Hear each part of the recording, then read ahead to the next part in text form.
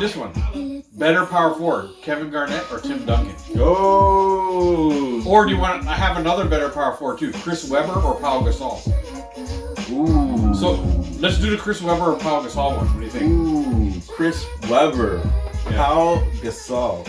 Guys, so the question we're asking whoever's on live and following us right now, the question we're asking is better power forward, Pau Gasol or Chris Webber?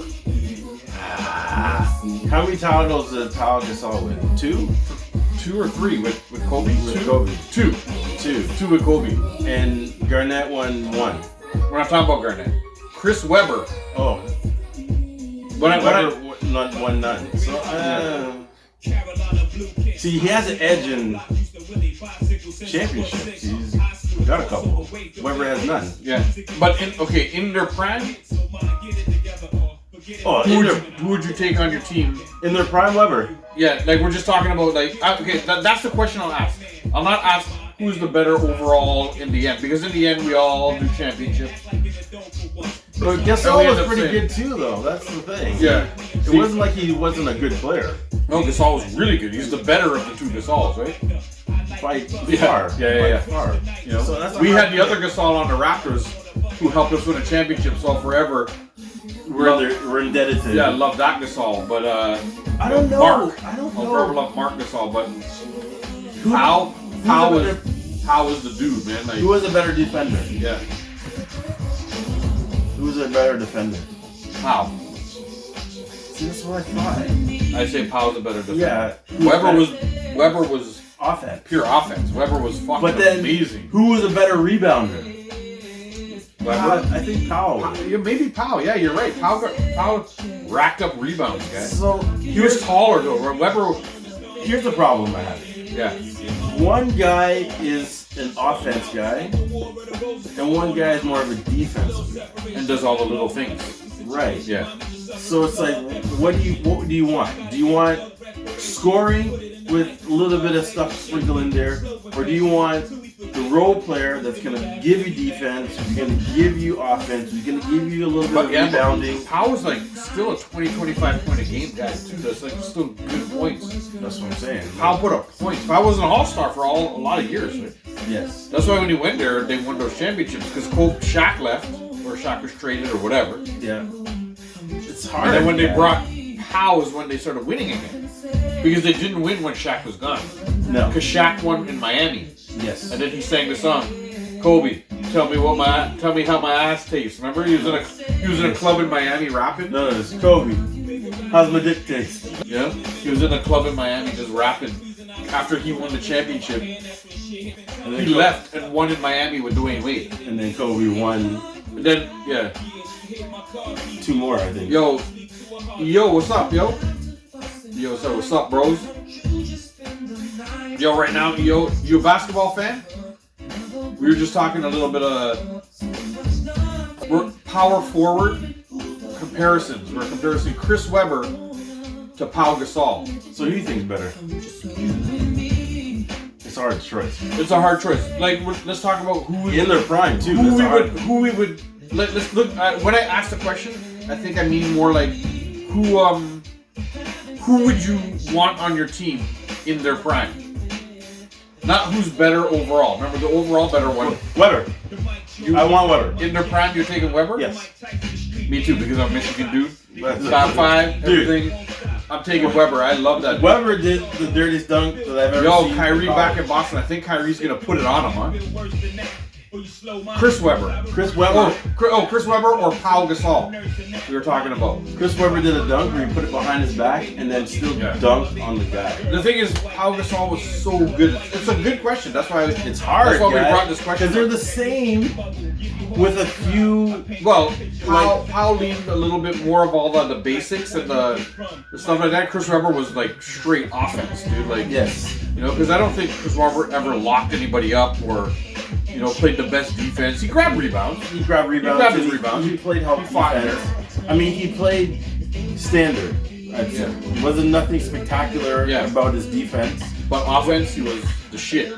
I just like, you know what it is? It goes back to the Fab Five for me. It goes back to that team and how much I fucking love that team. It's funny how like only 2 of them were successful. Yeah.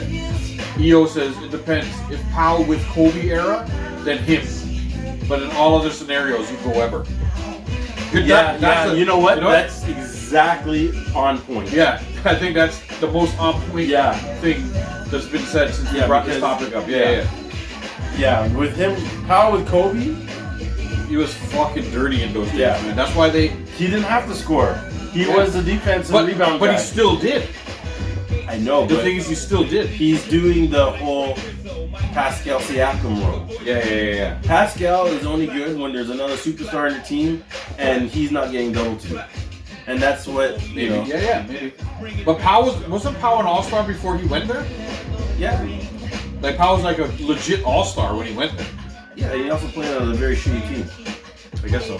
So he was the only dude to score on that team. Pretty much. But it wasn't like he was one of those guys who scored who wasn't good. Like, he was no Westbrook. Yeah. Yo, thank you guys for the likes, by the way. The likes keep us in the rotation. So the more you guys can tap that screen real quick, just to keep us in the rotation. We're trying to do a live show and just keep it going. So thank everybody who's liking. It helps us out a lot. If Pascal is your top option, then it's not a good look. You're right. Pascal is not, like, you can tell, like in the playoffs this year when Halliburton went out. Look what happened to Indiana. The games got much less competitive. But he played very well this playoff. Oh, he played great.